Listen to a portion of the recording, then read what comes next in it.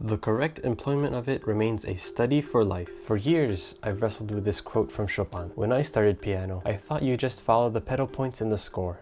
I was wrong. If that's all you do, the music often becomes really unclear. So in this video, I'll explain how the pedals work, how I interpret pedal marks, key techniques with examples, and essential pedaling habits, based on my own experience, plus various old books on piano playing and pedaling. By the end, you'll be able to use the pedals without it becoming muddy or unclear. Real quick, hi, I'm Kevin. I've been a self-taught pianist composer for 8 years, and I learned piano through the teachings of the greats, like Chopin. On this channel, I teach piano technique for classical piano to self-learners, so you can avoid the pain and confusion I went through. The better we understand the mechanics of the pedals, the better we'll be able to use them. This will help us more accurately control the sound we want out of the pedals. So when a key is pressed, the damper for its strings lift up to allow the strings to vibrate. When a key is released, the damper falls back onto the strings to stop its vibrations. The pedal on the right is called the damper or sustain pedal. When pressed, it lifts the dampers away from all the strings. This allows them to vibrate freely. As the pedal is released, the dampers make gradual contact with the strings until at a certain point where it's completely dampened. This means the space in which the strings are able to vibrate shrinks until it is unable to vibrate at all. You don't need to press the pedal fully to allow the strings to vibrate freely, as it stops making contact a little bit earlier. Also, you don't need to release the pedal fully to stop the strings, as it makes enough contact before then. There's some tolerance on both ends. The upper range of notes, starting from around E6 upwards, usually don't have dampers as they decay pretty quickly. Now the leftmost pedal, called the una corda pedal, means one string in Italian. It's called this because when the una corda pedal was invented in the 1700s, keyboard instruments only had 1 to 2 strings. So when this pedal was pressed, it would shift to only strike 1 string. But on modern pianos, it shifts from striking 3 strings to 2. This pedal's effect slightly changes the loudness of the notes, but more importantly, it changes the timbre of the instrument as the hammers strike with a lesser used part of its felt. Since this part is used less, it's softer, resulting in a warmer tone. Now for the middle pedal. I'll hold some keys down, press the middle pedal, and then release the keys. The dampers for those specific keys are now held up by this pedal, but other dampers are unaffected. This is the function of the sostenuto pedal. It holds up the damper of the note or group of notes held by the fingers when this pedal is pressed. If you have an acoustic upright piano, the pedals are different. I'll link a video below explaining how they work. Now, let's look at how to interpret the signs for using the damper pedal. To interpret pedal marks, there's 3 things we need to consider. 1. Did the composer write these themselves, or were they added in by an editor? There are plenty of times when an editor makes changes to appeal more to the public. They add in additional pedal markings or even change fingerings. These edits are often useless and take us further away from the composer's intentions. So, how do we find out which markings are authentic?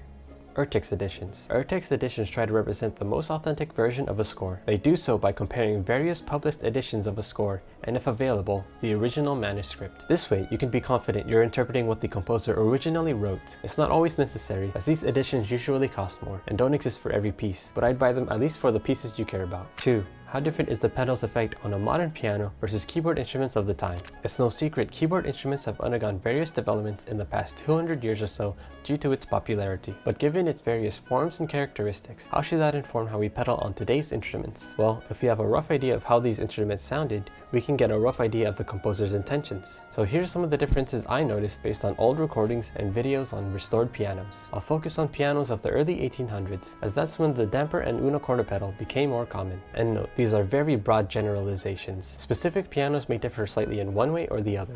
First difference, the notes decay faster, specifically in the lower and upper regions. Pianos often had an all-wood construction, which meant they could only handle so much tension before warping. But manufacturers found if you increase the string tension, weight, and number of strings, you could produce louder sounds for longer duration. They made these changes to meet the demands of the larger halls that piano performances were becoming more popular in. But to accommodate the increase in tension, they added in metal reinforcements, then later full metal plates. This roughly explains why note decay was shorter back then. Second difference, the lower and upper regions are a little quieter. This is likely due to fewer strings across the board and lower tension and weight mentioned previously. And third, they don't sound as dry as modern pianos. There's probably various reasons for this. One is the difference in materials. With an all-wood construction, how they laid out the grain of the soundboard changed the sound, and the addition of metal to its structure may have also changed its properties. And the dampers, strings, and action roughly differed in materials and design too. And the last thing to consider when interpreting pedal marks is the intention of the composer. When writing pedal marks, it seems to me that composers usually write them with one of the 2 following intentions. Case 1.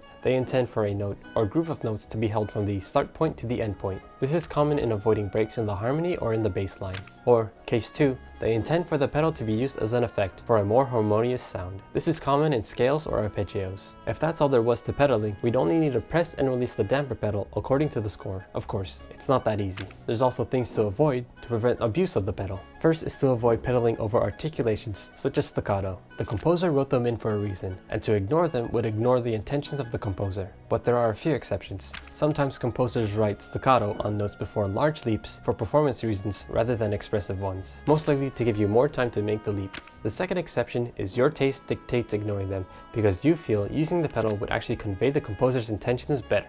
An example would be you find a staccato passage to be too dry on modern pianos. Cases like this do occur, but are the exception. Second thing to avoid is excess blurring of the melodies. When a performance loses too much clarity, the music becomes difficult to follow, which is why you must avoid this at all costs. Now, it's in between trying to follow the composer's intentions and avoiding abuse of the pedals that various techniques have been developed, leading to the immense skill depth of the pedals. As for sections without pedal marks, I interpret it as one of three things. 1. Pedaling is obvious and didn't need to be written. This may be the case if pedal markings are made on a certain pattern of notes and the pattern continues but the pedal markings do not. 2. Pedaling is too complicated to be written. This may be the case if in performing the section it is difficult to balance clarity, legato, and articulation. And 3. The section is not meant to be pedaled. This may be the case if it seems like the section doesn't fall within the two intentions of composers listed previously. So there are no sustained bass notes, no chords difficult to connect by hand, and no scale or arpeggio-like passages. In these cases, we only need to avoid abusing the pedal, so how you decide to pedal these sections is up to you. As for pieces from the 1700s without pedal instructions, I believe it's up to your taste and what you best believe conveys the intended emotions of a piece on our modern instruments, because they couldn't predict how the instrument would change over time. So, when you're trying to figure out how to pedal a passage, keep these factors in mind to inform your decisions. Now we can finally talk about pedal techniques. Let's start with the simple uses and work our way up to the more advanced ones. First technique covers the simple uses of the damper pedal. When an end mark and start mark are back to back, this typically means the harmony should be connected in a legato manner. This is the most common use of the damper pedal and falls under case 1, which is holding notes until the end point. This allows for notes or harmonies to sound for their full duration without breaking the legato when difficult to connect by hand. To do this, we simply press the pedal when indicated, and the moment we play the next harmony, immediately release and repress it. This is often called refreshing the pedal. Ideally, you don't hear the harmonies overlap, so try minimizing the time between playing the new harmony and refreshing the pedal without creating a gap of silence. Another simple use of the damper pedal is pressing the pedal before a note or notes are struck. When a note is played and all the strings are able to vibrate freely, certain notes respond by also vibrating. This is called sympathetic resonance. This results in a slightly more harmonious tone falling under case 2 of composer's intentions. This technique is used at the start of a piece or after rests. The second technique is the basic use of the una corda pedal. Like its name, its use is often indicated with an una corda in the score. Sometimes it's followed by a tre chord to indicate releasing the pedal. But this pedal's use is typically up to the discretion of the performer, as it's not often indicated. Now, knowing what we know about this pedal, where could we use the una corda pedal? Well, one of its most common uses is in quiet passages, usually pianissimo and quieter. By using this pedal, we can make these passages even quieter. In von Bülow's edition of Beethoven's Moonlight Sonata, he indicates it often in the first movement.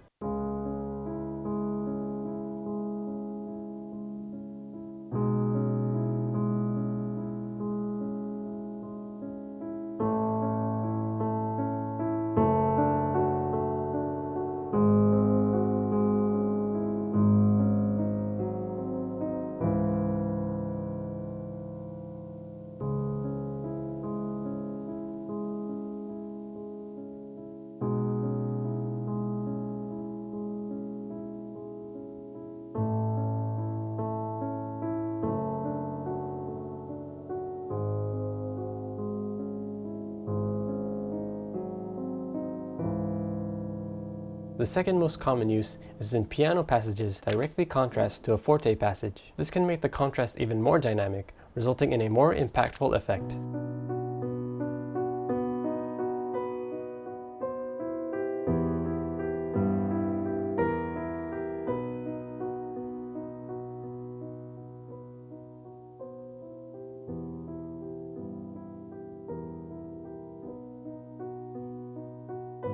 Third technique is the basic use of the Sostenuto pedal. The Sostenuto pedal wasn't common until the late 1800s, so it's not commonly used in classical music, nor is it known if it should be used at all. But based on its function, I think sustained bass notes are where it would get the most use. An example would be Chopin Etude Opus 25 No. 12, the Winter Wind Etude.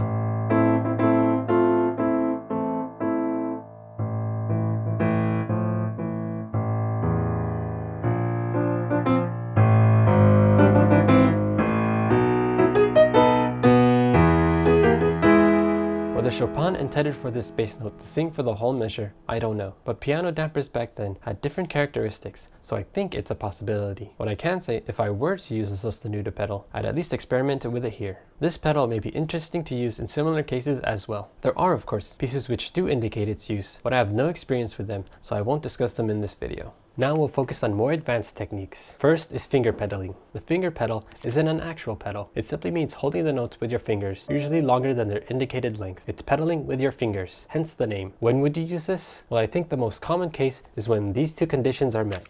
1. Any use of the damper pedal in a given passage is too muddy. And 2. It's possible to hold a note or group of notes with the fingers. An example is in Chopin's Prelude Opus 28 No. 4, specifically over this embellishment. If you pedal over it, the embellishment becomes too muddy. But if we finger pedal, it's a lot clearer, albeit not exactly what's written in the score, as we offset the melody from the harmony. How do I do it? Well, I hold the harmony with my fingers until the embellishment lands on its destination note. Then, I press the damper pedal to hold the harmony, then refresh it once I play the next chord. Through the combination of finger pedaling and the damper pedal, the clarity in the melody and the legato in the harmony are maintained. Second technique is flutter or trill pedaling. If we were to simply press the pedal in a scale, or any passage with many fast notes, it results in a blur. On a piano of the time, it seems possible to do so with a harmonious effect. So, what can we do to achieve something similar? Well, we can do something called fluttering the pedal, or trilling the pedal. This technique is done by pressing and releasing the pedal, but only partially. This dampens the vibrating notes slightly, allowing for the new notes to be heard more clearly, while still keeping the harmonious effect of the pedal. Another case it's applicable is when it's too hard to connect the melody line, because the same hand handles another melody part or part of the harmony.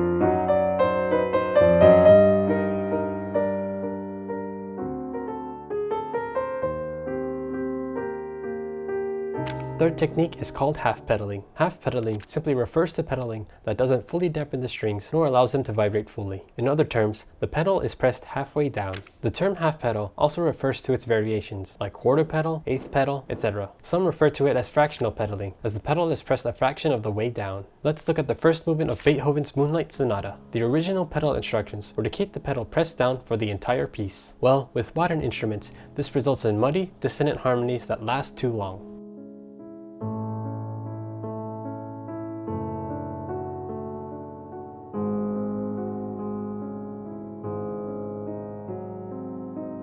But if we could get the notes to decay faster, it might be doable. This is where we try half pedaling.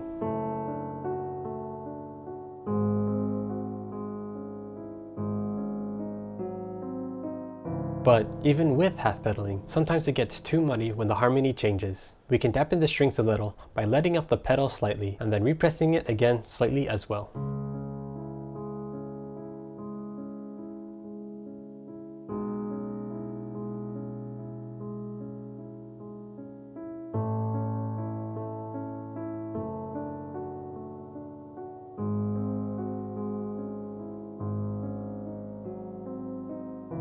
How much you half pedal and half dampen depends on your taste and the room's acoustics. And to clarify, half pedal is pressing it down by a fraction, and half dampen is to release it by a fraction. This way of pedaling seems closer to the sound Beethoven intended, in my opinion. The fourth technique is called pedal diminuendo, which is a technique observed of Anton Rubinstein, not Arthur Rubinstein. Surprisingly, they're different people and not related. I think of this technique as pedal fading. This is when you slowly lift the pedal to fade out previous sounds of the piano. Let's look at Chopin's Etude, Opus 10, No. 12. The revolutionary etude, specifically the first two measures. If we do full pedal down and then refresh on the third beat of the second measure, this is what that sounds like. The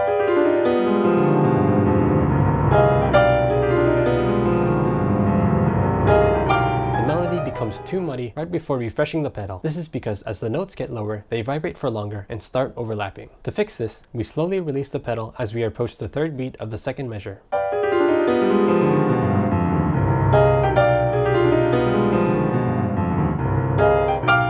You You can also use it to layer chords by dynamics, wherein you fade out one chord and play the next at full pedal, like in the end of Chopin's Prelude Opus 28, number 20.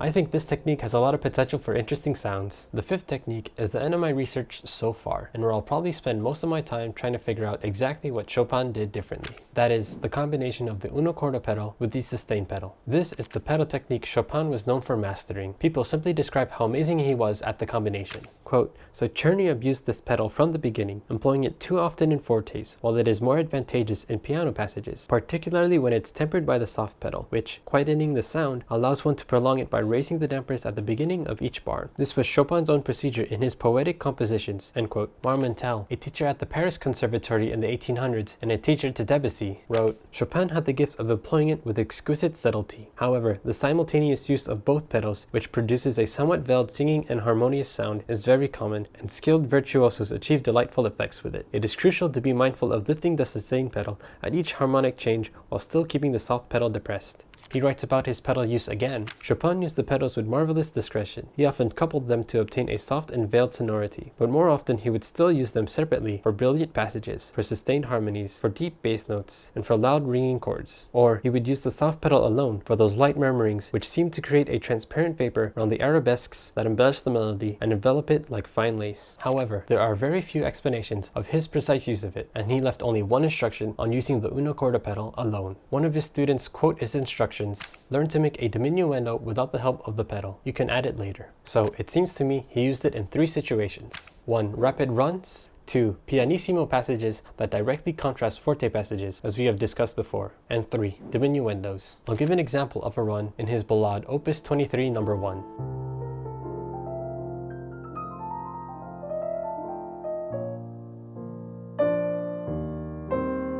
Teresa Carreño mentioned another technique in her book, Possibilities of Tone and Color by Artistic Use of Pedals. She called it pedal crescendo, but I haven't used the technique, so I won't discuss it here. Now, let's talk about habits for developing good pedaling. First good habit.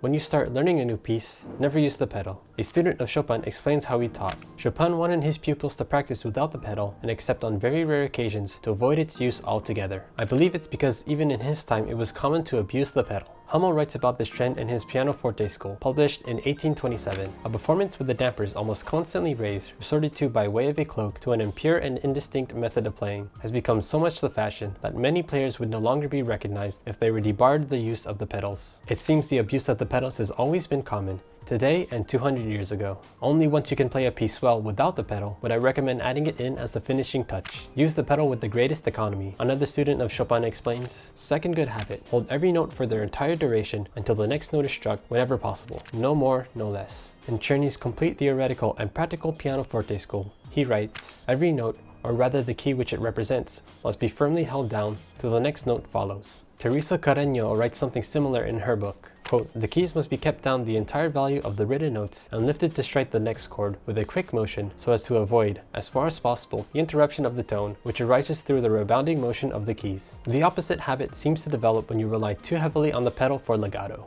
Both of these habits will help you develop cleaner legato and clearer pedaling. Third habit, if you tried the pedaling written by the composer and you don't like it, only then would I recommend changing it. Sometimes, it seems to me that composers only wrote pedal markings that were absolutely necessary. They should serve as a starting point. So, if there's areas where you think adding pedal would be better, or areas where other techniques would be better suited, then do so. Taste is one of the most important factors in music. So long as you believe the changes you make better convey the emotions of the piece, feel free to do so. Try using different techniques and see which ones you like the most for a given passage. This is how you develop your own taste. That said, sometimes no pedal is the best pedal. Hummel writes, neither Mozart nor Clementi required these helps to obtain the highly deserved reputation of the greatest and most expressive performers of their day. Now, to show you how you can use most of these in a piece, I'll perform an excerpt from Chopin's Ballade Opus 23 number 1, and I'll highlight each technique I use along the way. And hopefully you'll see how each technique is used, think of many ways to implement these techniques, and see why Chopin deemed the pedal a study for life.